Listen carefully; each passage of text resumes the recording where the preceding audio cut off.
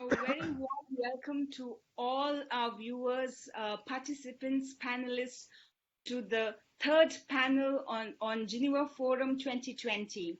Today we have very esteemed guests and a very important moderator moderating this panel.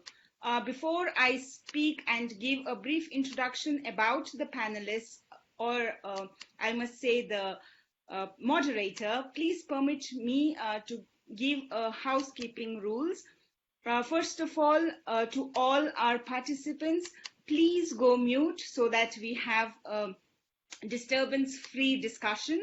And to all our Facebook viewers, please note that despite all the CCP 50 cents commenters, we will ensure that we find your questions. So please do send us your questions. So moving on to our panel, Tibetan Buddhist system of reincarnation and why China wants to control it. We have our esteemed moderator, Kongo Kamachunila, who is the spokesperson of the Central Tibetan Administration and the Secretary of the Department of Information and International Relations. In his 24-year-long illustrious administrative service with the CTA since 1996, Mr. Chewing has held many offices across India as the Additional Secretary at the Department of Home, the Administration Section Head at the DIR, the General Secretary at the Bureau of His Holiness the Dalai Lama, New Delhi, the Tibetan Welfare Officer in Kalimpong and Darjeeling, the Secretary at the Tibetan Settlement Office, Dehradun, and Cooperative Secretary for Rapkeling Tibetan Cooperative Society, Hunsur. Overseas, he has served as the Secretary of the Office of Tibet in Brussels. Mr. Chewing was one of the handful Tibetan students who received the Tibetan Scholarship Program Award in 2007 for a one-year study program at the University of San Francisco. He is a graduate of the University of Delhi and completed his schooling from the Tibetan Children's Village in Ladakh, where he was also born. Over to you, Kongo Kamachunila. Thank you, Trashi Dilek, and very good evening to all of you. And I welcome the eminent panelists and viewers across the world to the third panel discussion of 2020 Geneva Forum, which is being held online for obvious reasons. It is my privilege to be hosting the third panel discussion as the moderator. As you all are aware, that the theme for today's panel discussion, the Tibetan Buddhist system of reincarnation and why China wants to control it. The system of reincarnation in Tibetan Buddhism is unique to the Tibetan civilization. The Tulkus or the reincarnates are the manifestations of Bodhisattvas who chose to be reborn to carry out spiritual tasks of serving humanity, and more importantly, the reincarnates are lineage holders and are therefore duty-bound to carry out tasks of their predecessor. It is common knowledge that the Chinese Communist government since its inception aggressively sought to destroy the Tibetan Buddhism, which is the foundation of the Tibetan civilization and the soul of the Tibetan nation. It still continues to target Tibetan Buddhist culture with full might of the state machineries to completely obliterate the cultural identity of the Tibetans. The Chinese Communist government, though a professed atheist by its ideology, is claiming to be the sole authority to recognize the reincarnation of His Holiness the Dalai Lama, which is nothing short of a wolf claiming to be the custodian of sheep. The fact of the matter is that the CCP's claim over the reincarnation of His Holiness the Dalai Lama and other Tibetan lineage holder is a part of its devious political agenda to wrest complete control over Tibet and sinicize Tibetan culture, way of life, and identity into obscurity. In this, they have miserably failed. The fact of the matter is that the Communist Chinese government has no historical, ethical, or spiritual credentials to interfere in the reincarnation process of His Holiness the Dalai Lama or any other Tibetan lineage holders. With this brief deliberation and without any further delay, I have with me four eminent panelists who will discuss on various topics surrounding today's primary theme. We have with us Geshe Lhagdola, Director of Library of Tibetan Works and Archives, Telu Rinpoche, the Honorary Representative of Office of Tibet, Moscow, Mr. Piero Verni, author, journalist, and founder-president of Heritage of Tibet, and Dr. Sewang Gyalpo Arya, the representative of Office of Tibet, Japan. Before I request Geshe Lhagdula to begin his conversation on the topic, Tibetan Buddhist view on the system of reincarnation, I would like to give a brief introduction of Geshe Lhagdula. Venerable Geshe Lhagdula is the director of Library of Tibetan Works and Archives based in Dharamsala, India. He has held roles in many bodies under the patronage of His Holiness the Dalai Lama. Apart from his many representative and advisory roles, he has worked extensively within the field of education. A founding member of Secular Ethics in Education in 2015, His Holiness the Dalai Lama nominated board member at the Central University of Tibetan Studies in Sarnath, India, professional member of Council for Tibetan Education in Exile, as well as member of Advisory Committee of Tibetan Education in Exile, CTA. He has also published extensively and translated fundamental texts to and from English and Tibetan. Geshe Lhagdula's rich academic prowess, including a Doctor of Divinity from Debung Loseling Monastic University, has earned him honorary professorship at the University of Delhi and the University of British Columbia in the past. Geshe Lhagdula was born in Yagra in the Western Tibet. May I now request Geshe Lhagdula to please begin the conversation.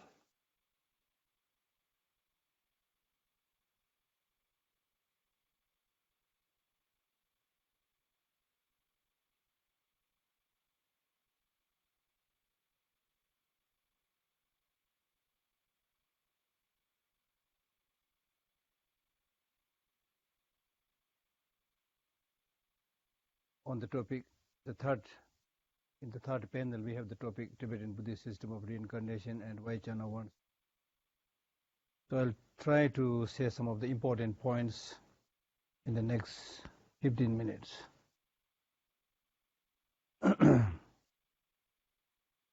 Tibetan Buddhist view on the system of reincarnation.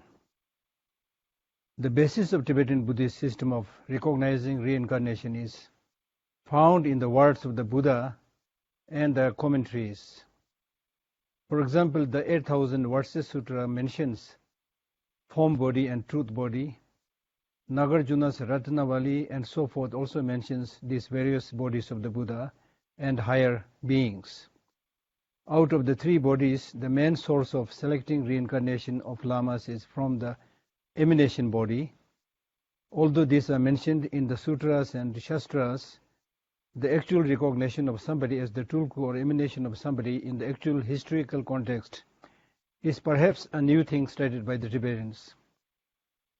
It might have got started due to various reasons, for gaining political influence, economical advantage, and for remembering the great deeds done by a great teacher and so forth. Whatever may be the immediate influencing factors, but it is mainly based on the idea of a great spiritual practitioner's ability to come back voluntarily out of pure compassion to help others who are stuck in the quagmire of suffering.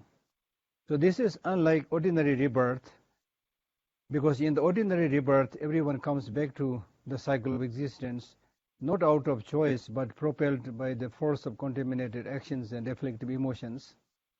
So for understanding such possibilities of reincarnation as well as rebirth, a good knowledge of the possibilities of existence of mind as a separate entity than the brain or body is a must. It is this poverty of the knowledge of the mind, not only it is difficult for us today to believe in rebirth and reincarnation, but we also do not pay much attention to the importance of the mind in our daily life, and hence we are experiencing unceasing suffering despite much material development. There are many names for reincarnation. It can be called as emanation body, or a lama, or reincarnation, re-emanation, manifested emanation, Rinpoche, Lama's emanation, young life, alak, and so on. In the Tibetan historical context, Karma Pakshi, born 1200, was the first Tibetan tulku recognized in Tibetan history, and then the second Panchen Lama Sonam Choglang, born 1439, was the first Geluk tulku recognized, and the first female reincarnation was Samding Dorje Phagmo, the Chuj Dreme, 1422, born in. So the system of recognizing reincarnation was introduced gradually in all the Tibetan religious schools, and later on also in Mongolia, Bhutan, and so forth. For Buddhists, the ultimate goal is enlightenment or nirvana, a liberation from the cycle of birth and death. Furthermore, Mahayana Buddhists believe Bodhisattvas choose to be reborn in order to help other beings attain enlightenment. Tibetan Buddhism has developed this idea of the Bodhisattva further into identified lineage of rebirths called tulkus. Any person who is believed to be a rebirth of a previous teacher, master or leader is considered a tulku. Tibetan Buddhism has hundreds if not thousands of such lineages, but the most respected and well known is His Holiness the Dalai Lama. His Holiness the Dalai Lama in Tibetan Buddhism. The successor to the Dalai Lama is traditionally located by senior monastic disciples based on spiritual science and visions. All of the Dalai Lamas are brought to the manifestations, thought to be the manifestations of the Bodhisattva of compassion, Avalokiteshvara. The 14 generations of Dalai Lamas, spanning 6 centuries, are linked through their acts of compassion. Now the key question is why China interferes or wants to control the reincarnation, which is nowadays called as the politics of reincarnation.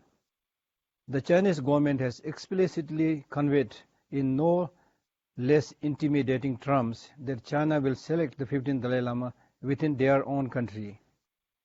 The inspiration behind the move seems to be from the 2 dictums of the Sun Tzu's Art of War Tactics. The first, the further you penetrate into an enemy's country, the greater will be the solidarity of your troops. Thus the defenders will not prevail against you.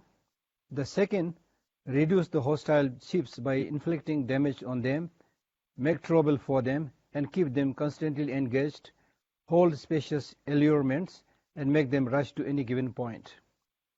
The Chinese officials pointed out 2 things as important historical criteria for the selection of the Dalai Lama's reincarnation. First, the selection should be within China, based on the so-called 200-year-old historical process.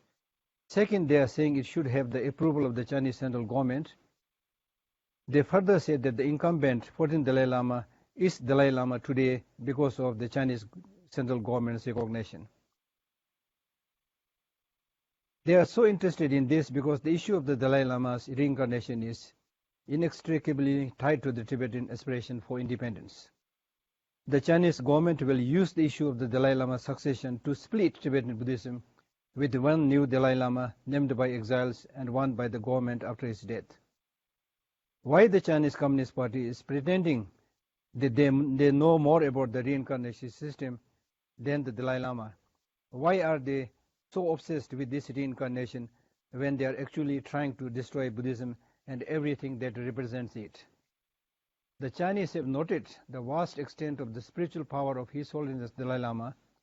No matter how much the Chinese authorities try political repression or economic development, they've just not been able to shake the abiding faith in the Tibetans in the person of His Holiness Dalai Lama. Although the right of faith is enshrined in China's constitution under the name normal religious activities, but it is up to them how to define this word normal and can, prison or torture anybody. Throughout 2019, Beijing had continued to cite the 3 evils of ethnic separatism, religious extremism, and violent terrorism. China has in fact created a virtual police state, and the deployment of high-tech surveillance in Xinjiang, Tibet, and elsewhere offered a picture of the further future of what operation is going to look like in other parts of the country. China has no historical, religious, and political rights to interfere in the Dalai Lama's reincarnation issue. What the Chinese government is doing is a blatant, deliberate attempt to distort historical and religious fact. When they say 200-year-old historical process, it should be around 1980 during the reign of the Qing Emperor Jia Qing.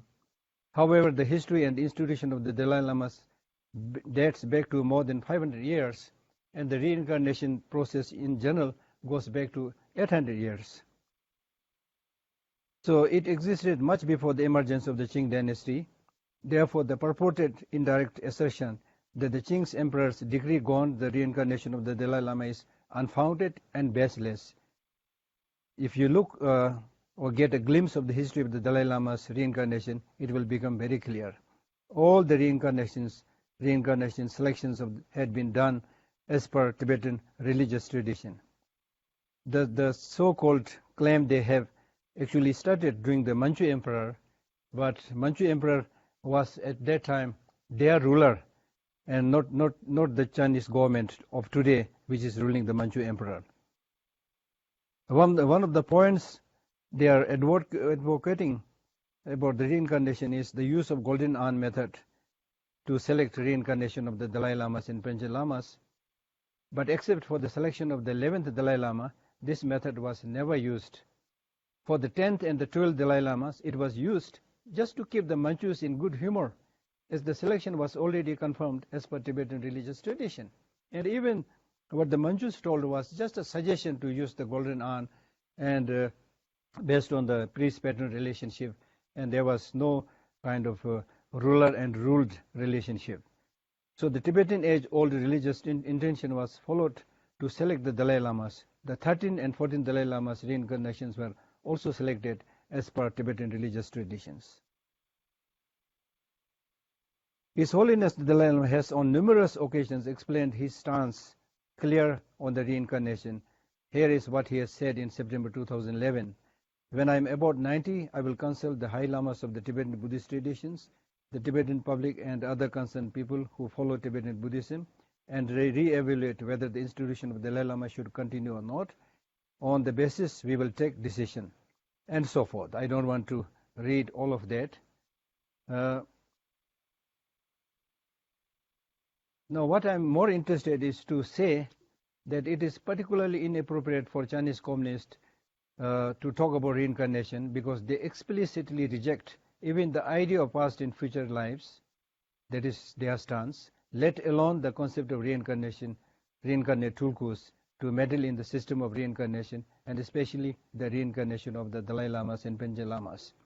If I give a very recent example, even under this present Chinese government, the 10th Panchen Lama, for the recognition of the 10th Panchen Lama, the present Chinese Communist government requested His Holiness to recognize him without talking about the use of the Golden Urn. And His Holiness did that, and later on they accepted it and also given him many prominent posts.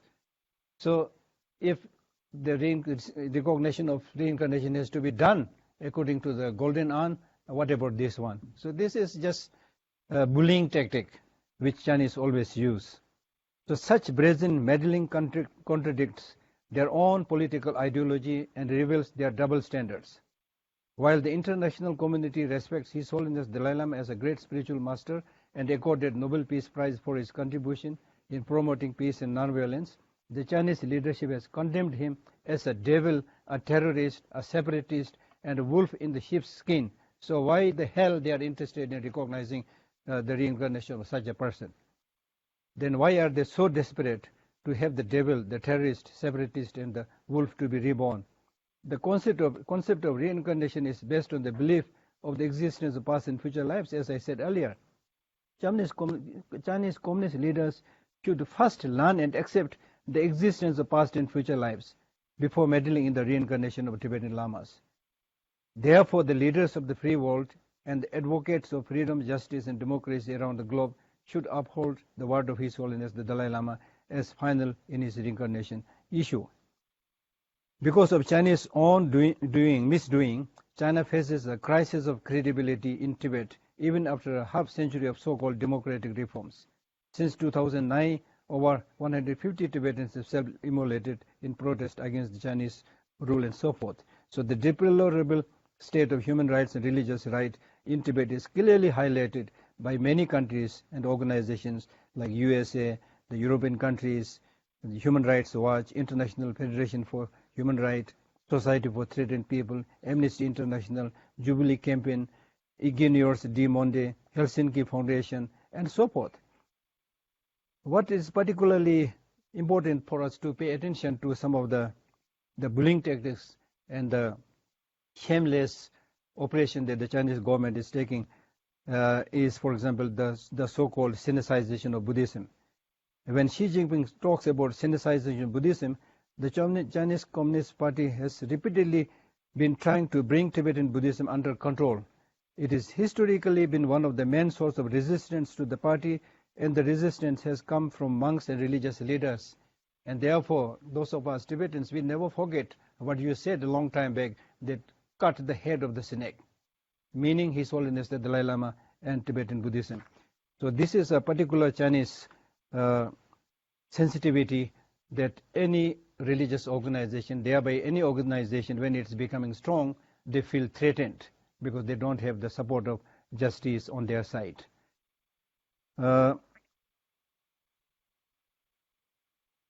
Then what they did with the recognition of Panchen Lama, everybody knows. I don't want to say more about it. What I want to say is the Tibetan people in exile, and thereby the followers of His Holiness the Dalai Lama, are determined to follow His Holiness' advice as far as the recognition of his reincarnation is concerned. A case in point is the 14th Tibetan Religious Conference convened in the seat of the exiled Tibetan government last year from November 27 to 29, 2019, and produced the special Dharamsala Declaration that sets out policy for the reincarnation of Dalai Lama. Top Tibetan religious leaders gathered resolved that the choice of the successor of the Dalai Lama will be made according to tradition originated in the Tibet more than 800 years ago. Similarly, on 5th October 2019, 340 Tibetan representatives of the three pillars of Tibetan democracy, the Kashak Tibetan Parliament in Exile, Tibetan Supreme Justice Commission, also came out with a similar kind of document as far as the recognition of His Holiness Reincarnation is concerned. So, to gradually conclude, not overstaying more than the time given, so what the Chinese is claiming today is not only completely disregarding the centuries-old Tibetan Buddhist religious tradition, they also obviously violate the universal principle of religious freedom. The regulations invoked by Beijing clearly do not meet even international standards, as they openly deny the fundamental right of Tibetan Buddhist communities to follow their own spiritual process without government interference. A clear indication that the Chinese government's interest in reincarnation is only for temporary political purposes, and this is clearly stated by one Chinese official by the name Yi, who said historically living Buddhas were always linked to political power, and some continue to engage in politics. But the existence of living Buddhas is just a preliminary stage. The reincarnation system will eventually disappear. He unequivocally mentioned that word, eventually disappear and enter a stage of the cult of the divine, much like other religions. So that is what they are aimed to do. So in the end, just I wanted to kind of remind people and also warn people that the international community who believes in freedom, human right, religious right, so forth, does not trust at all to whatever statement comes from the Chinese government. The Chinese government has always been playing a tactic to divide the community, whether it is the community of America or community of Tibetan people. Whenever they see some form of disagreement, they will easily jump into it and try to separate it further. So Chinese government today unfortunately has no value, no spirituality, no religion, not even concern for the well-being of their own country. Anybody, whether Tibetans or even Chinese people, will be imprisoned and whisked away as and when they say something against the Chinese government. They have no culture. They are not talking about the Chinese culture when they talk about Sinicization. They are only talking about following the so-called their brand of communism. I am using the word their brand of communism because the communism they are advocating is not even communism. So just to make people follow their brand of communism and prolong the stay in power of the Chinese government, they are doing this systematically. So therefore, the Chinese system is, I'm tempted to say the Chinese system is a completely a hollow one. So therefore, we must be very, very careful about the Chinese Communist strategy. Thank you very much. Thank you, Geshe-la, for your profound account of the origin and essence of the reincarnation system in Tibetan Buddhism and the account of Tibetan Buddhist view on the systems of reincarnation. So before we move on to the next speaker, I would like to ask a question, and I would request Geshe-la to be brief in his answer. Geshe-la, as far as I know, the system of reincarnation is unique to Tibetan Buddhist culture, as you said. Does the Chinese culture have any semblance of reincarnation system to have any sort of legitimacy to have a say in the reincarnation system? Do they have any legitimacy? No legitimacy at all. Especially the present, as I said already, especially the present Chinese government has no rule, no regulation, no value, nothing. They forget about believing reincarnation, rebirth. It really looks like they don't believe their own mind. I don't know what they are saying really. So they are completely hollow, and they try to manipulate and do many things just to sustain their power. That's all. And it is because of this, the energy that put forth is increasing weapon and military, because that's the only way to silence people, kill people, destroy people, imprison people. Thank you, Geshe-la, for the emphatic no. And next we have Telu Rinpoche. And before I request Telu Rinpoche to start his deliberation, I would like to give a brief introduction. Telu Rinpoche is the head Lama, Shajin Lama of Kalmykia, and honorary representative of His Holiness the Dalai Lama to Russia, Mongolia, and CIS countries. He received his early training in Buddhist philosophy at Drebung Gomang in India. He was recognized as the reincarnation of Tilopa, a great Indian saint there. As the president of Buddhist Union of Kalmykia, he oversaw the revival of Buddhist structures in Russia. Telu Rinpoche has been actively involved in forging intercultural and interfaith dialogues. He has worked to strengthen religious and cultural ties between traditional Buddhists in Russia and Mongolia with the Tibetan community led by His Holiness the Dalai Lama, and organizing the latest maiden visit to Russia.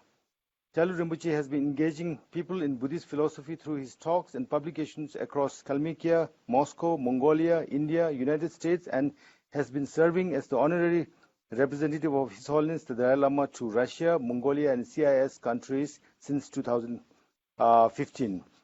So Telu Rinpoche will speak specifically on the Mongolian view on system of reincarnation. Telu Rinpoche, the floor is yours. Thank you very much. Thank you very much, Secretary Kamala. And I would like to take this opportunity to thank the Office of Tibet in Geneva for organizing this forum. I know it's not the first time. I remember 2 years ago, I had an opportunity to be present during the forum. And again, though we're gathering under unusual circumstances, I'm very happy to be part of this very important initiative or movement or case, whichever way you would like to say. Then again, I would like to thank Geshe Lakdola for your wonderful speech. And I also want to thank you for taking much load off of my shoulder, because pretty much what I wanted to say, you touched upon many of the subjects. So therefore, there's no need for me to repeat myself. At the same time, I was debating within myself whether I should write something down, what I should I put together a presentation.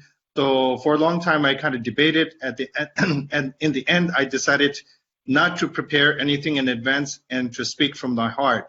And it's a good thing that I decided to do that, because otherwise I would just be repeating the same things what Geshe Lakdola had mentioned in his speech. So my topic is pretty much on the Mongolian view on the system of the reincarnation. I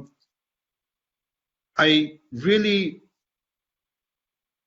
don't like to say that there's not a view of the Mongolian on the system of reincarnation, because Tibet and Mongolia share a very long historical ties, culturally and mainly spiritually. Buddhism came from India to Tibet. From Tibet, it came to Mongolia. From Mongolia, it spread out to Russia. So therefore, the reincarnation system in Tibet was originated over 800 years ago, if I'm not mistaken. But in Mongolia, it only originated a lot less than that. In the early 17th century, late 16th, early 17th century, with the first reincarnation, which was called the reincarnation of the Zanabazar. Zanabazar was the founder of the Taranada tradition, or shortly simply known as the Jonang tradition. So he later became he himself was a grandson of an aristocrat of the lineage of the Chinggis Khan, and he later became the spiritual and temporal leader of the Mongolian people. Similarly, like His Holiness the Dalai Lama, the fifth Dalai Lama being installed, and the Dalai Lama became the political and the temporal leader of Tibet.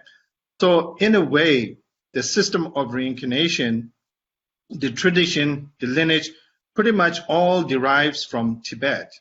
And to this day, it is well preserved and upkept. So one thing I wanted to compare, as in Tibet, the amount of reincarnations, if I may say, comparing Tibet and Mongolia, the Mongolian reincarnation lamas or recognized lamas number is very much smaller than as compared to Tibet. In Tibet, there's probably over a few thousands where you have reincarnation lamas. As in Mongolia, there's less than 1,000, probably less than 500. Nevertheless, there is not that many reincarnated recognized lamas in Mongolia, but historically, many of those lamas, monastic institutions, religious institutions, always looked forward to Tibet. Many of the Mongolian lamas were recognized either by one of the previous Dalai Lamas, or one of the previous pension lamas, or one of the higher Tibetan lamas that they followed, or tradition that they followed. Also within Mongolia, there was many lamas that were recognized by the Jibzun Damba himself, because he was the spiritual and temporal leader of the Mongolian people. So here, what I'm trying to say is there's really no specific separate institution or lineage other than the Tibetan tradition. So whatever the Tibetan tradition is, it is the same as it is in Mongolia. And not only Mongolia, now over many centuries, many divisions happen, many separations happen. So for example, like in India, you have the Himalayan Transbelt, like Ladakh, Sikkim, and also the Arunachal Pradesh, those that historically belong to Tibet, but been part of Indian territory for many decades, or maybe even over a few centuries as well. So those particular Himalayan belt tradition, they all follow the Tibetan tradition. And they are all followers of the Tibetan tradition historically, and even to this day, no matter what circumstances Tibet is. Though it is occupied now, there's a number of exiled Tibetans living in India. Many monastic institutions and learning centers have been reestablished in India, and they continue this historical lineage between the Trans-Himalayan Belt and His Holiness the Dalai Lama, as well as the Tibetan people. And to this day, if there's a reincarnation that needs to be recognized among the Ladakhis, among the Sikkimese, among the Arunachal Pradesh, they all look towards His Holiness the Dalai Lama's recognition. So this is a historical tradition, unbroken tradition. And similarly in Mongolia, and this is very important to mention here, as I mentioned, the Mongolian head Lama, or the supreme leader, if you may say, Kagha Jibzun Damba, the ninth Jibzun Damba passed away, I believe, in 2013, if I'm not mistaken. He was the ninth reincarnation, and the day by ethnicity, he was a Tibetan. He was born in Tibet, grew up in Tibet. Later, he became into exile, and he was only officially recognized in 1993, only after the collapse of the Soviet Union, because the reincarnation system was banned in the 20th century due to communism and due to many other political reasons. So therefore, Mongolia had banned the system of reincarnation. So it was not allowed that to install this reincarnation system in Mongolia. So in 1993, though Jubzu Damba himself was already older in age, but nevertheless, it was the right timing to recognize him. And so therefore, His Holiness the Dalai Lama officially recognized the ninth Jubzu Damba. Though he grew up educated, spiritually educated, he got the proper education and so on. So then he was only able to visit Mongolia in the late 90s. You see, he was recognized in 1993, but he was only able to visit Mongolia in the late 90s. So he passed away in 2013, and he passed away in Mongolia. He was trying to, the later part of his life, he established a spiritual connection. He lived in Mongolia permanently. He was given citizenship by the president of Mongolia. He was highly revered and respected by all people of Mongolia. And here, this very important factor is he was recognized with the sole purpose and the main reason, the only reason, that he was recognized by His Holiness the 14th Dalai Lama. So everybody followed whatever His Holiness Dalai Lama's approval, recommendations, guidelines, advice, and so on. So the day that he passed away, which is very important, the central Buddhist monastery, which is called Ganden Tichiling, was visited by a member of the Chinese embassy. And they were not there to convey their condolences, even though they said, we are here to express our condolences of your loss. But the main message that they said is, you will definitely look for a next reincarnation. And we are here to make it clear that the 14th Dalai Lama should not interfere with the reincarnation of the 10th Dalai Lama. That was their main message. Not there to pay condolences, but there to make a threat to the Mongolian Central Buddhist administration and authority to say that the Dalai Lama should not have a say in this. It should be decided by the Mongolian people. So here, if you look at the Mongolian monastic community, Mongolia went through communism, went through a regress of Buddhism, decline in Buddhism. Many traditions were lost. Many scholars were killed and assassinated, sent to gulags and so on during the communist period. So only after Mongolia became a democratic state in 1990, they started to freely re-establish themselves, having the freedom of consciousness, freedom of religion, freedom of to prosper. And so therefore, Mongolia is not yet ready to recognize their own reincarnations. In the meantime, they are looking more towards the Tibetan system or the Tibetan communities or Tibetan monastic systems. And mainly, they all look towards His Holiness the Dalai Lama. So here, and to this day, the 10th Dalai Lama, the 10th reincarnation of the Jubzu Damba has not been recognized yet, though he has already been recognized, reborn, but not officially recognized yet. And the reason why is because Mongolia is a landlocked country between China and Russia. And the continuous threat from the Chinese side towards Mongolia. They're bullying, just like they bully every other country as much as they think they can do. But with Mongolia, it's a landlocked country, like I said, between two big nations, China and Russia.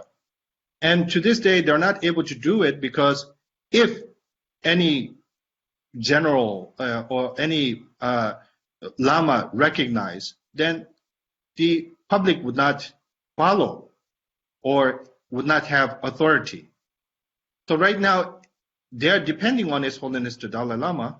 And if His Holiness the Dalai Lama recognizes the 10th Jibzin Damba Rinpoche, then we don't know what China will do. But through our intelligence sources, the Chinese, the day that the Jibzin Damba, 9th Jibzin Damba passed away, the Chinese immediately started to renovate one of the monasteries in Inner Mongolia, which is part of China. They started to renovate one of the monasteries in Inner Mongolia that had like a spiritual connection with the one of the reincarnations of Jibzin Damba. That was a very clear sign that if by chance His Holiness the Dalai Lama recognizes the child from Mongolia as the 10th reincarnation, parallelly the Chinese will install their own reincarnation and install them in Inner Mongolia. And that is to prove that they have full authority and full decision-making among the Chinese. So, here, it's a very clear sign that they want to control not only the Tibetan, but they also want to control Mongolia as well. Not only Inner Mongolia, which is part of China, which we understand now, but Mongolia, the nation, is sovereign country. And if that's the case, then they will demand that future reincarnations in Mongolia, in Bhutan, in India, to get approval by the Chinese government as well. And today I was just studying the order number 5, which is very famous, which is called the Management Measures for the Reincarnation of Living Buddhas in Tibetan Buddhism. That word itself, it doesn't say in Tibet, but it says in Tibetan Buddhism. How many nations follow Tibetan Buddhism? Bhutan, India, Mongolia, and now even us here in Russia as well. So that means Russia needs to get approval from the Chinese government. Mongolia needs to get approval from the Chinese government. India needs to get approval from the Chinese government in order to install their own reincarnation. This is absurd. This is not the right way to do it. Just by controlling, occupying Tibet doesn't mean that you can occupy the rest of the world. So to me, as a non-Tibetan, I'm a Mongolian of ethnicity, but I'm one of the, Tibetan reincarnate figures in the Tibetan Buddhist system.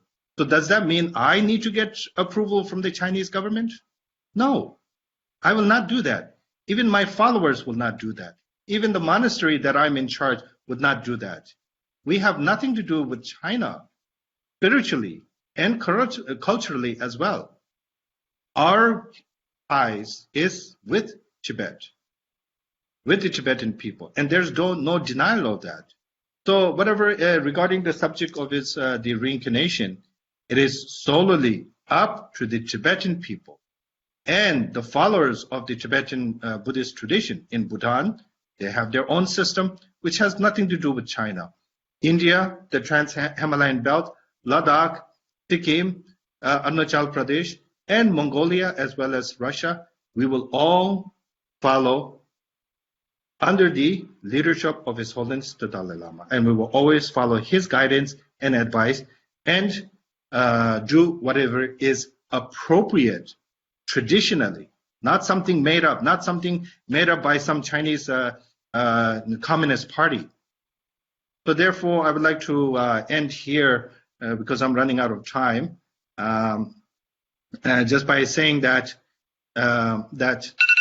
whatever China has decided, they have no legitimacy in deciding who should be reincarnated, how to reincarnate, and even the selection process. The selection process. So this is absolutely absurd. And also, we live in a free world, and we have every right to speak the truth, and we seek justice. And therefore, I wish Tibet be free, and I truly hope that the movement will continue until our goals are met and reached. Thank you very much.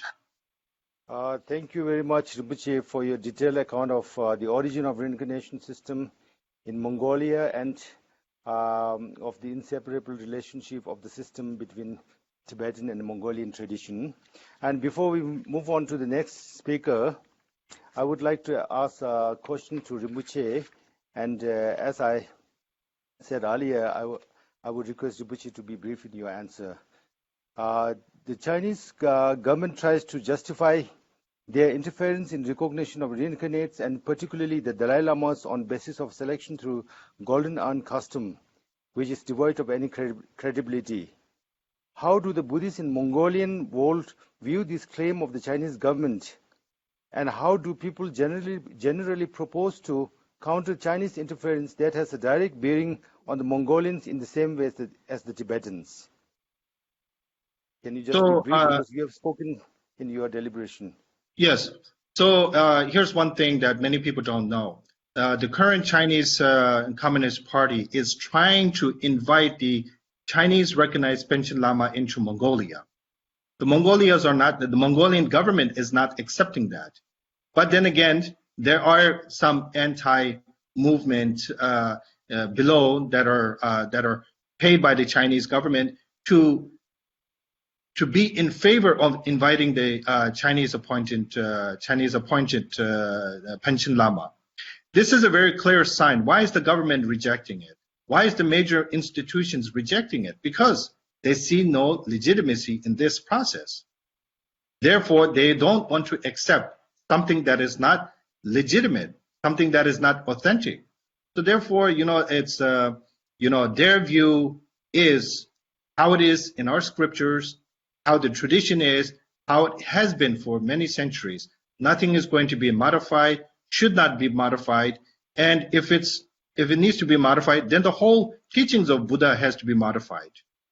So therefore, there's no way that China can influence through money, through power, through coal, through economic means, through anything. There's no way that they can do it. And something that it's very important for us to understand is our faith can be never taken away.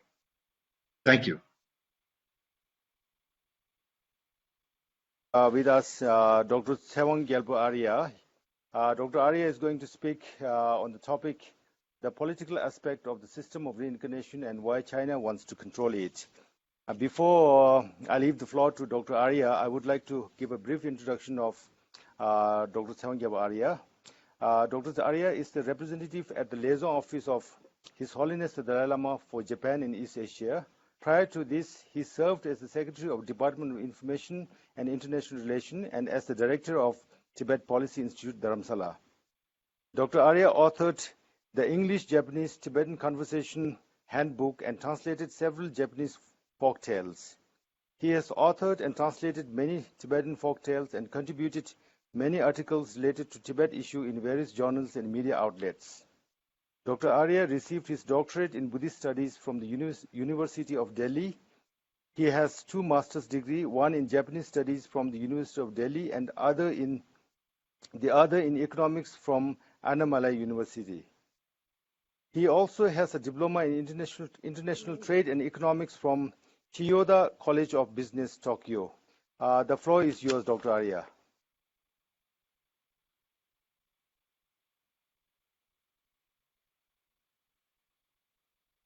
Tashi Dilek, and good afternoon and good evening to everybody here.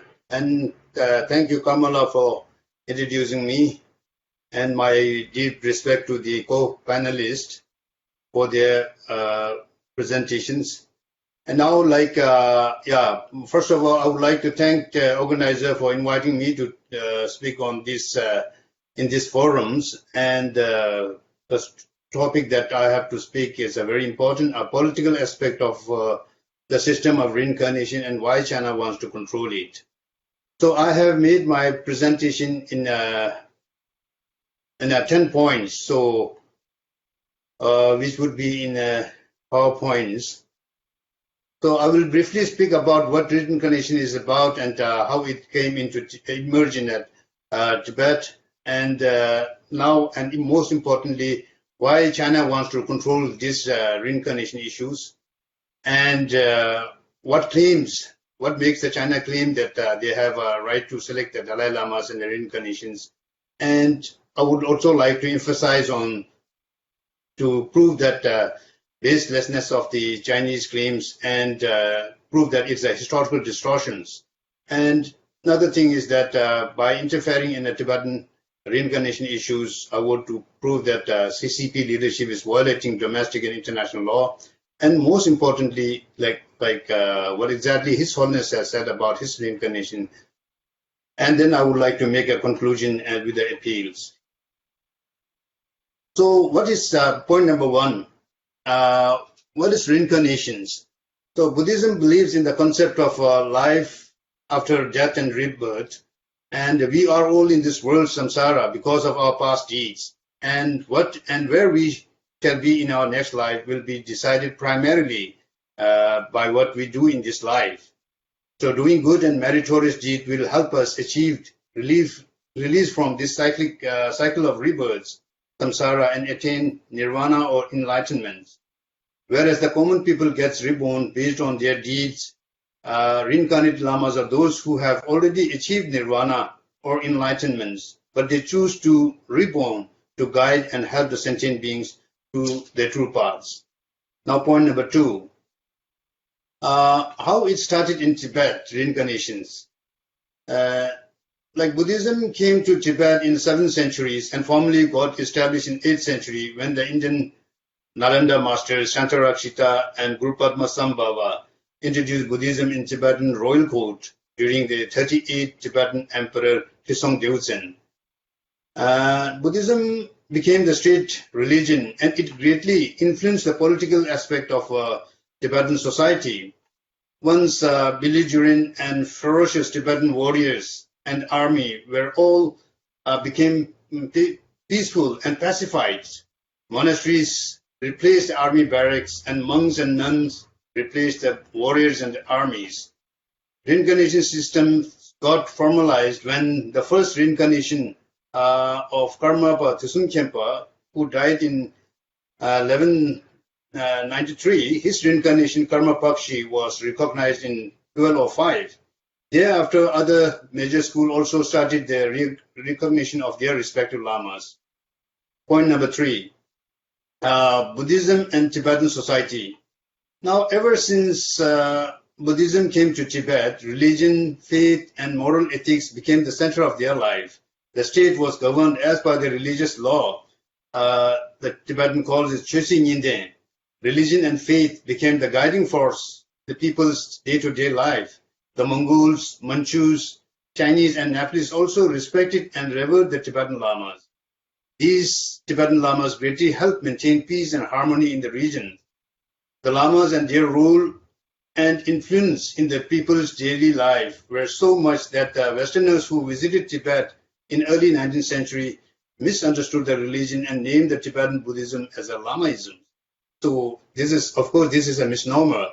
But this shows the extent of the religious influence and the state of Tibetan society, where the code of conduct is guided by the teaching of the Lord Buddha and spiritualisms. Point number four. Why China wants to control it. Now, question here is why China wants to control these reincarnation systems. Now, China invaded and occupied Tibet illegally in 1950. More than 6,000 monasteries were destroyed, thousands of monks and nuns were disrobed. More than 1.2 million Tibetans died because of Chinese occupations. Now, in order to justify their occupation of Tibet, they used the Forced 17-Point Agreement of 1951. China keeps on saying that it has liberated Tibet from feudal serfdoms and that they have now turned Tibet into a socialist paradise and that Tibetans are happy under the communist rule. But the truth is that China never allowed and allows UN representatives, foreign diplomats, and journalists to visit Tibet freely and verify this fact. For the Tibetans, the communist rule has been a century-long years of brutal occupation, repression, and suffering. Next, China tried to claim sovereignty over Tibet from historical perspective. First, they tried to claim Tibet since ancient times, based on the marriage of Tibetan Emperor Tongtsen Gampo with the Tang Dynasty Princess Wangchen Gongzhou. Then they claimed Tibet based on Mongol Yuan dynasty's conquest. Later, with the Manchu Qing dynasty rule. But these claims were refuted even by the Chinese scholars. When all these, that is the liberation of Tibet, the distortion of historical narratives, failed to bring the desired result, the complete control over Tibet, China sought to cut the root cause of the Tibetan identity and resiliency. Point number 5, the foundation of Tibetan identity and unity and resiliency. Here now the Chinese leadership realized that despite the repressions, indoctrination and incarceration for all these years, they have not been able to wipe out the Tibetan identity, religion, culture, and the Tibetan people's struggle and hope for freedoms. People are listening more to the lamas than to the party leaders. Their loyalties lies more with India, where His Holiness the Dalai Lama and other major high lamas are residing, and where Tibetan in exiles have found freedom and democracy. China found that the root cause of their policy failure lies in the Tibetan religious culture and deep respect that the Tibetans have for the high reincarnated lamas. That's why they want to have a total control over these reincarnation systems. They also want to use and dilute this system by appointing their own puppets in a position to promote what they call Buddhism with Chinese socialist characteristics. So in 2007, China announced the Order Number 5, in which they said all reincarnation of the lamas shall need parties' approval. Restrictions were put on monasteries and the lamas. A situation is created wherein the monasteries, monks, and the public have to abide by the party's dictate. In some cases, Chinese have installed their own puppets, like the Panchen Lama's case, where the 11th Panchen Lama, recognized by His Holiness the Dalai Lama, was kidnapped along with his family in 1995, and we don't know his whereabouts even today after 25 years. Now China is targeting the reincarnation of His Holiness the 14th Dalai Lama. Now, as everybody knows, the international community has acclaimed His Holiness the Dalai Lama as an apostle of peace and non-violence and was awarded the Nobel Peace Prize. But the Chinese leadership vilified him and keeps on vilifying him as a devil, a separatist, a wolf in a sheep disguise. This is the irony. Why do they want to have the reincarnation of a devil, terrorist, separatist, and a wolf? The idea is clear. They want to control the highest seat of the Tibetan Buddhism and control the land and the people at their whim. China sees Tibetan religious culture with Dalai Lama at the top as a great obstacle and as a stumbling block to the totalitarian communist rules.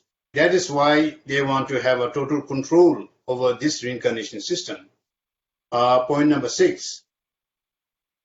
China claims historical right over the selection of the Dalai Lama.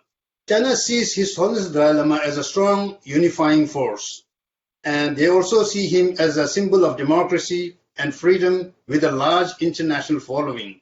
This is a great threat to the communist regime. So last year, in the month of July, China invited some 14 journalists from India to Tibet. Though through these journalists, China warned India clearly, saying that China will select the reincarnation of the 14th Dalai Lama, and any interference from India will not be tolerated. They claim the authority over the reincarnation system based on 200-year-old historical process and the need for the approval of the central government. But it must be made very clear that China has no historical, religious, and political right in the selection of Dalai Lama. The Chinese claim has no basis and it's not true. Now, the first Dalai Lama, Gentun Rupa, was born in 1391. His reincarnation, Gendim Gyatso, was recognized in 1475.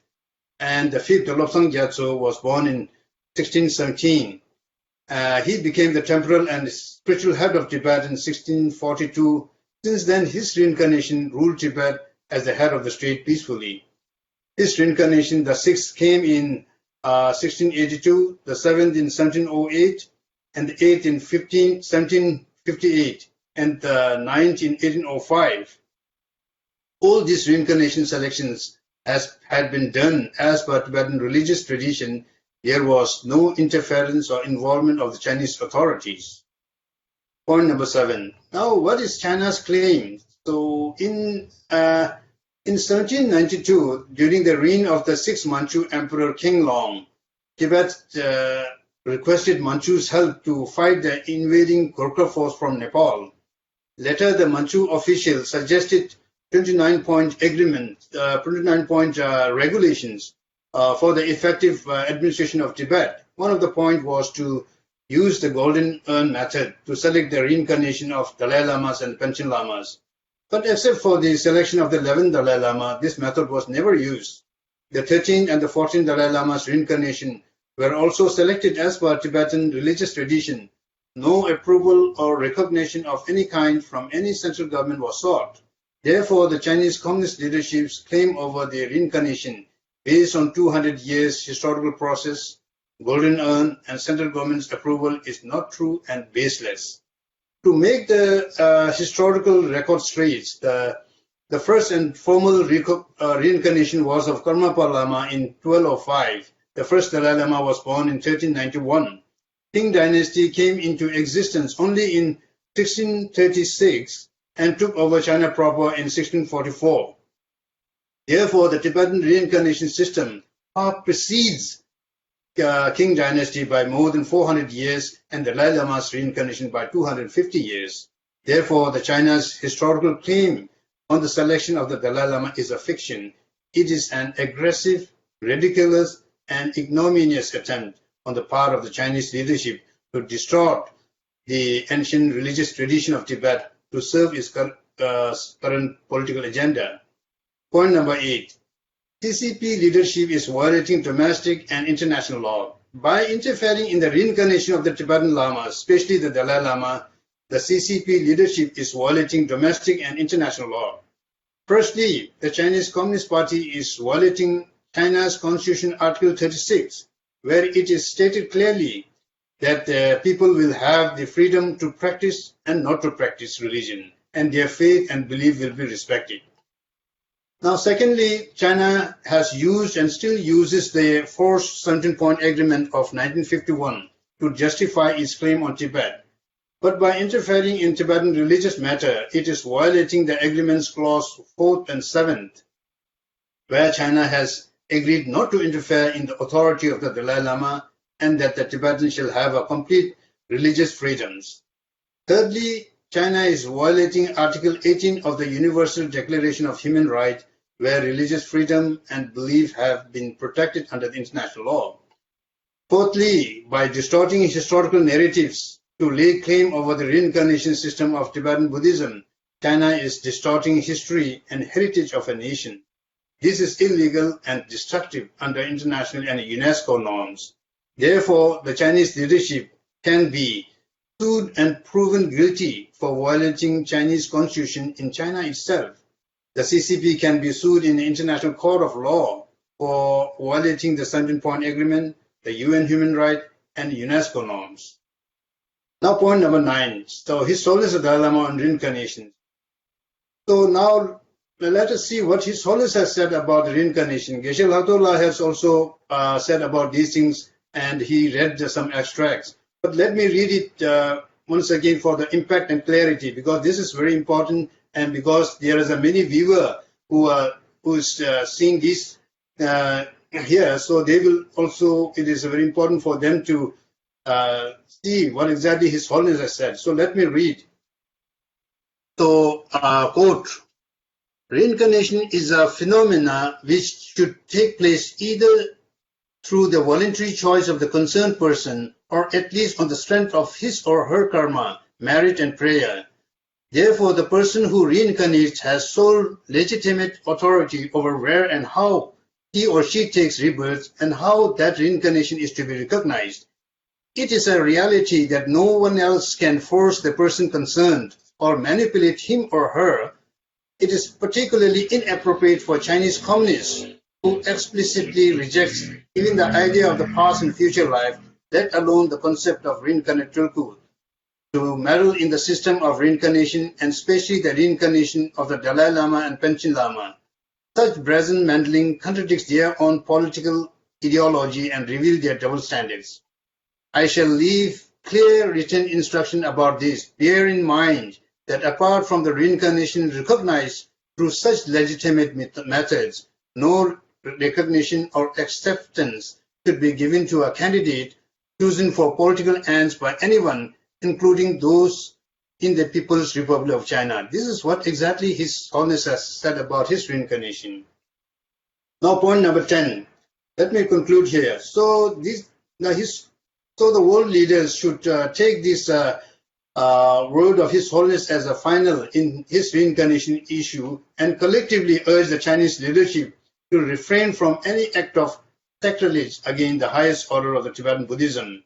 The US government has sent a strong message to the Chinese leadership that it won't accept any Dalai Lama selected by China. Last year, the US Ambassador for International Religious Freedom, Samuel Brownback, visited Dharamsala and met with His Holiness the Dalai Lama and CTA leadership. This was followed by support from EU parliamentarians, and they have urged China to refrain from interfering in Tibetan religious matter. I request that other nations should also follow the suit. I conclude with a request to the Chinese leadership to leave the Tibetan in peace with their religious matter and not interfere in the selections of the reincarnation of the Dalai Lama. And I urge the international community to support this genuine demand of the Tibetan peoples to practice their religion in peace. I also appeal fervently on behalf of our Christian, Muslim, Buddhist, and Falun Gong brothers and sisters in China, East Turkestan, and southern Mongolia, where CCP leadership has similarly robbed and denied them of their religious freedoms. Thank you very much. Thank you, Dr. Arya, for your detailed presentation on the origin of reincarnation system in Tibet and the historical basis and its political aspects. And here, Dr. Arya also spoke on the Chinese claim of on the reincarnation system, which has no historical, moral, or legal basis whatsoever. Thank you very much for your deliberation and presentation. And next we have is Mr. Piero Varni. Mr. Piero Varni, due to some internet connectivity issues, he is not able to join like the rest of our speakers. So we have a video message from Mr. Piero Varni, and he will be available over the telephone for any interaction that we may have in the end of our session during the question and answer session.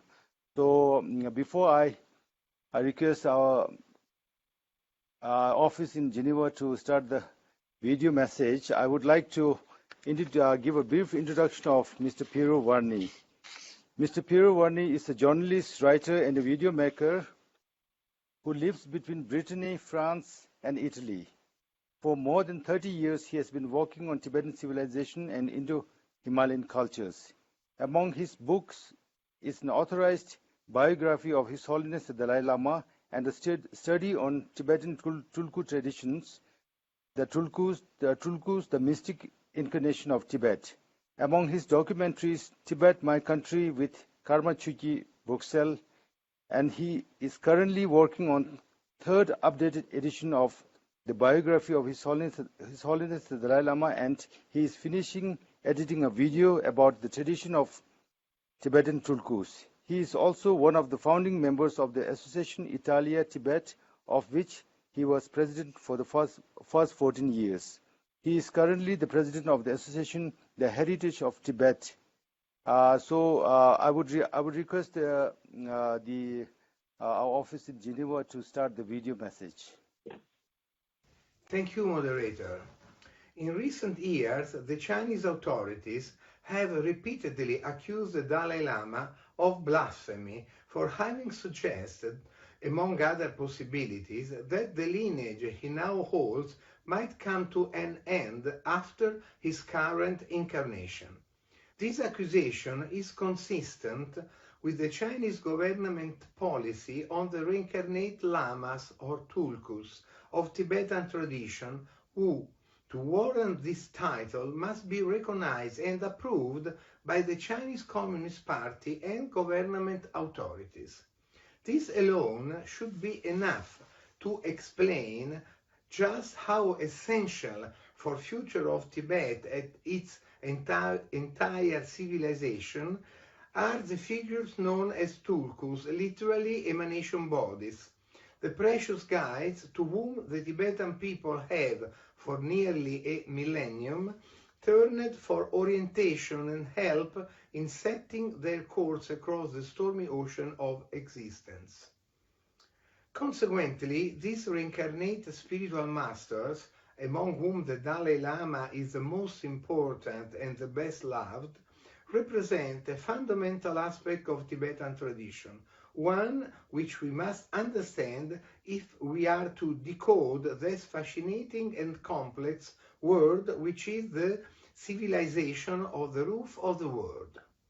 From the point of view of Buddha's teachings, human beings don't have just one life, but continue through an uninterrupted cycle of birth, death, and rebirth, which will come to an end only when they achieve the highest state of consciousness called enlightenment.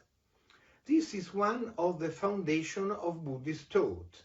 But Tibetan thought enriched the traditional Buddhist way of reincarnation with the new element of tulkus, masters whose level of spiritual attainment allowed them to control the process of their reincarnation.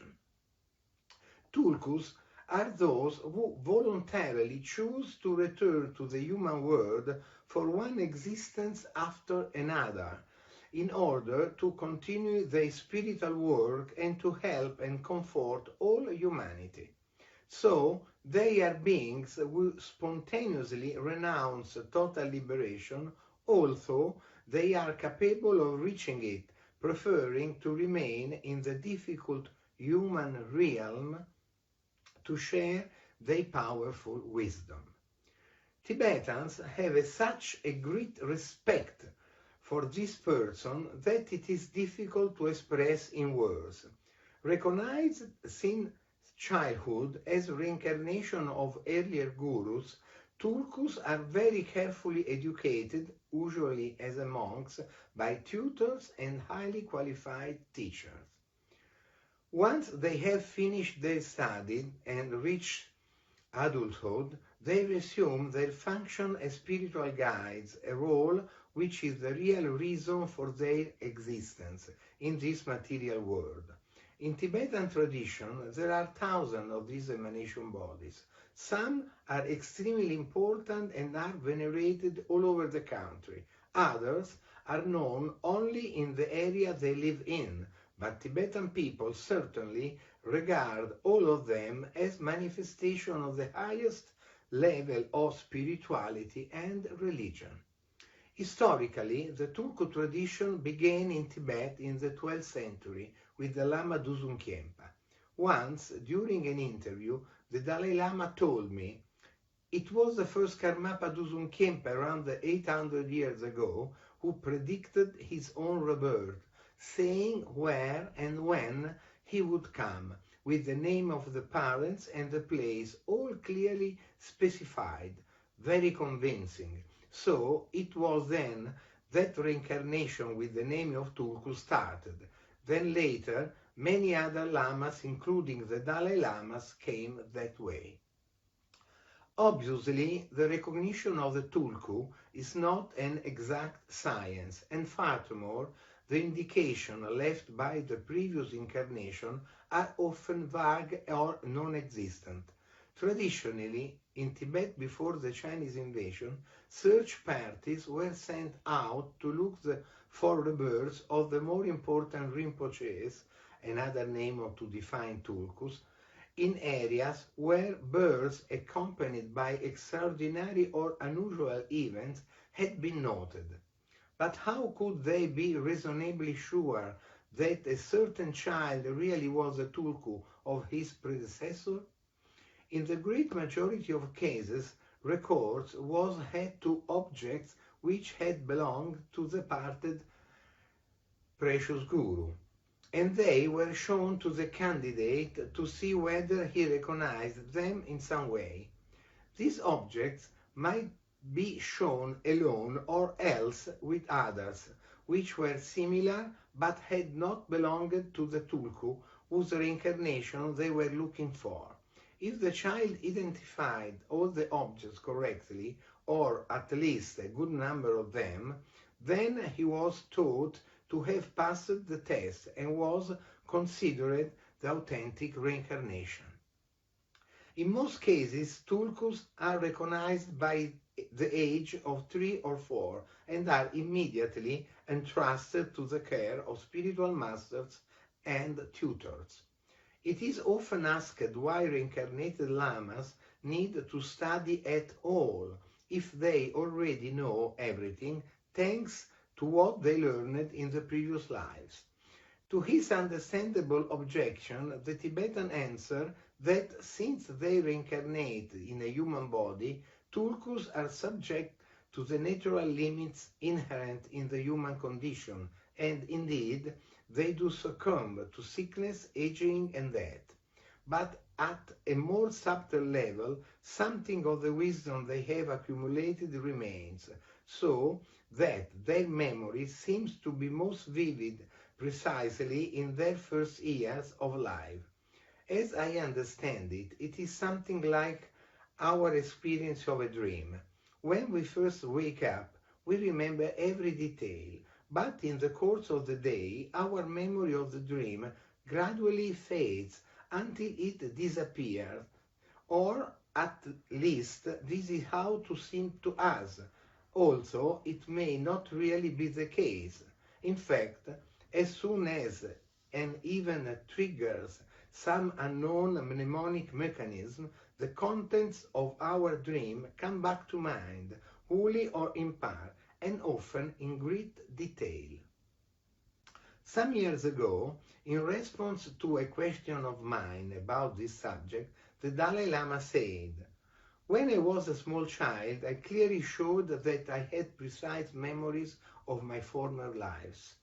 As for studying, most reincarnated lamas have a special clarity.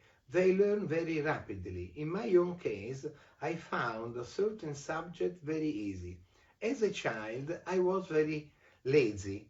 I didn't worry much about my studies because I had a remarkable gift for learning. On certain occasions particularly, I have the impression that I am revising rather than studying, and I think this must be due to my remembering what I studied in earlier lives. There are times when my brain seems to work faster, as if I were walking downhill.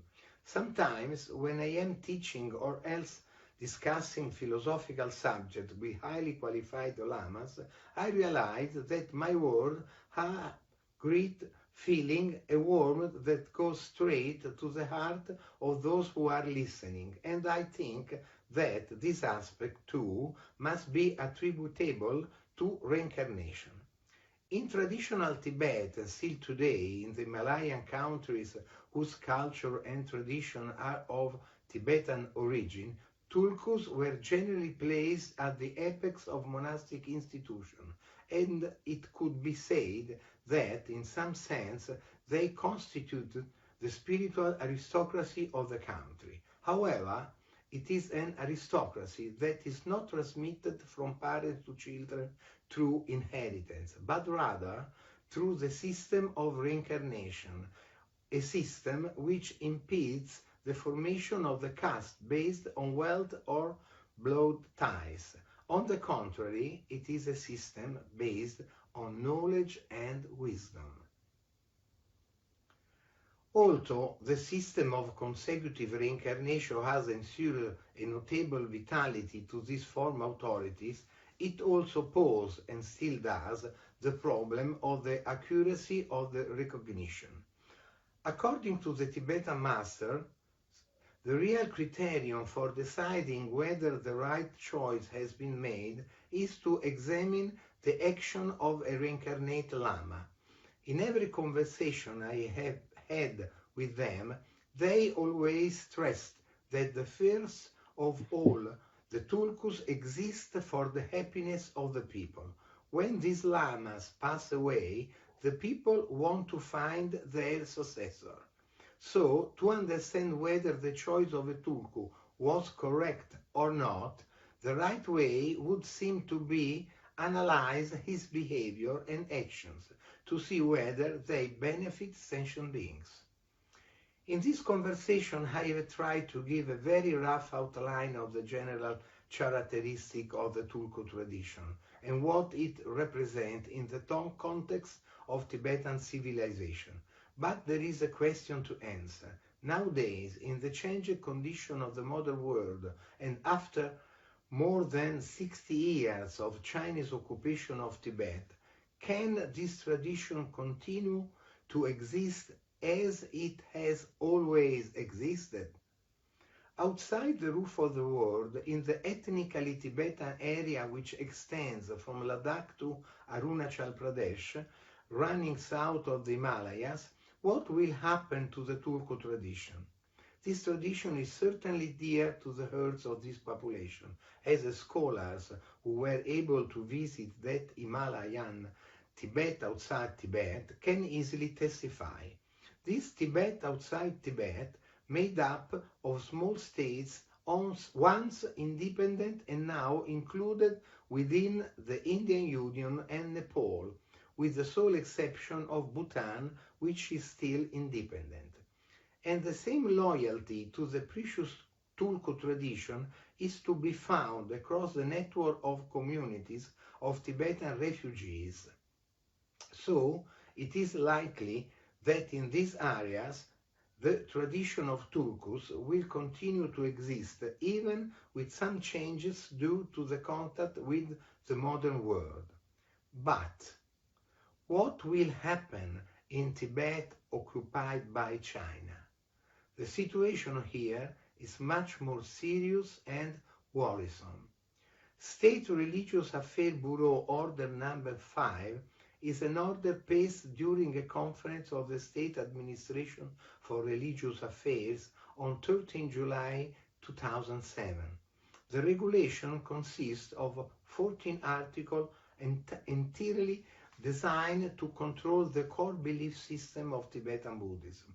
The regulation asserted control on the searches, testing, recognition, education, and training of the religious figures.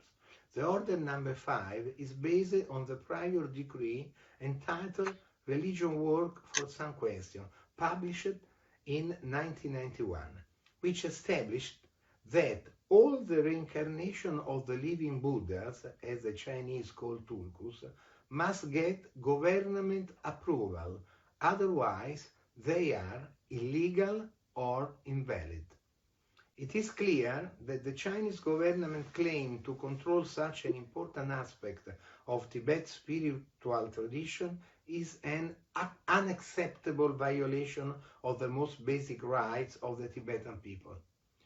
But what is even more dangerous is that the whole policy toward reincarnation is clearly a preemptive move by the government to control the situation when His Holiness will leave the present body. In conclusion, I believe that it is of the utmost importance that the international community should strongly request that the People's Republic of China to immediately reverse its policy and allow the Tibetan people to decide on their religious choices. Thank you very much indeed. Thank you, Mr. Piero Varni, for your conversation on the Western scholarly view on the system of reincarnation and also on the Tibetan system of reincarnation from your profound works and experience as a Western scholar. Now that we are coming to a close, let me see if we could take a couple of questions from our participants or the viewers. And first we have Mr. Claudio Cardilli. Mr. Cardilli, can you hear me? Yes, very well. Thank you very much. Go ahead. Yes. No, my question is very... Can you hear me? Can you hear me? Yeah. Kindly Okay. be brief Yes, With the no, question, and I would request. yes, I hope very fast. No, my question is about the fact that here in Italy we are aware that the Vatican has succumbed all along the Chinese wishes, and the result has been that the repression against Catholics in China has worsened. So it seems to say that China, as always, is strong with weak and weak with strong. At this moment, various nations around the world are realizing the truth about the Beijing hegemonic will by any means. So hopefully something can change. My question is, do the Tibetans think of continuing to propose the path of dialogue with Beijing, or do they think of opting for a harsher and more intransigent position, perhaps seeking alliance with those countries that seems to oppose to excessive Chinese power? Thank you very much. So, may I request Dr. Arya to kindly answer that question from Mr. Khadili, please. Dr. Arya, are you online? Can you hear me? Yeah. Yeah, please. So yeah, here, definitely the first and the foremost method through which we plan to get the resolve the Tibet issue is through the dialogue, because His Holiness the Dalai Lama has very clearly said that there is no problem or which cannot be resolved through the if we conduct a proper dialogue. So it is very important for us that we bring the China to a negotiating table to discuss and see our differences, and that's why the middle path approach also came, to do away with the extreme ideas. That is one thing. Second thing is that right now, China is aggressively working on the reincarnation of His Holiness Dalai Lama and Thai reincarnation of the Tibetan Lamas. Now, international community could definitely object to this interference by the China, because if it is left to the Tibetans only, it is not going only to be the Tibetan. Later on, China will move to the selection of the bishops, selection of the imam of Muslims, selection of a Pandit of a Hindu, and other religions also. So this is not a problem of the Tibetans only, but it's a problem of an international issue. International religious gross violation of the international religious freedoms. So in that perspective, right now, we feel that we need to work collectively together with other faiths also, because all faiths are in danger under the Chinese communist regimes, because communist regime, they don't believe in the religion, but at the same time, they want to control this apparatus of the religion to make their political wills and decision to be laid into the correct paths. That's why till now, whatever the repression they have done, they have not been able to take a full control over the Tibet. Now they see that reincarnation system, and especially the Dalai Lama, as a great obstacle. They want to interfere in this and take their own select their own reincarnations, so that they can control the Tibetan community properly. Yeah, this is what I feel. Yeah. Thank you, Dr. Arya. We have a question from our Facebook viewer, Mr. Tenzin Kunka. So he is requesting this question to be fielded to all the panelists, since we do not have much time left with us. So I would request, first I'll read out the question. Given that the Communist Party, which is atheist and runs the People's Republic of China, how important do you think is India's role to take on effective global leadership of Buddhism in general? How can CTA and other Buddhist bodies help in facilitating this? May I direct this question to Geshe Hagdullah, if you like, please. Important question, because as far as the dissemination of Buddhism is concerned, we should not do it as a political tool, but as a part of human culture, world cultural heritage, and which has the efficacy to benefit millions of people. And today, Buddha is seen as an embodiment of love and compassion. More than the 500 million Buddhist followers, there are other millions of people who see Buddhism as a message of non-violence and compassion. And therefore, this is the perennial message, universal message that is found in Buddhism is very, very useful. It's very, very deep. And I'm somebody myself who spent so many years studying Buddhism, and I know the applicability of the universal message of Buddhism. So therefore, at this time, not only because of what China is doing, but also because of this materialistic tendency, we are destroying the environment, polluting the air and the water and so forth, and then we are experiencing all these epidemics. And in order to counter all these unhealthy things that is happening in the today, the human beings must uplift the state of their mind and make human beings flourish as the true meaning of education.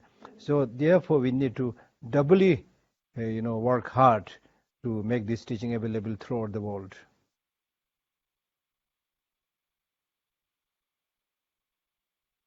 Now we have run out of time, so I'm going to wind up today's panel discussion.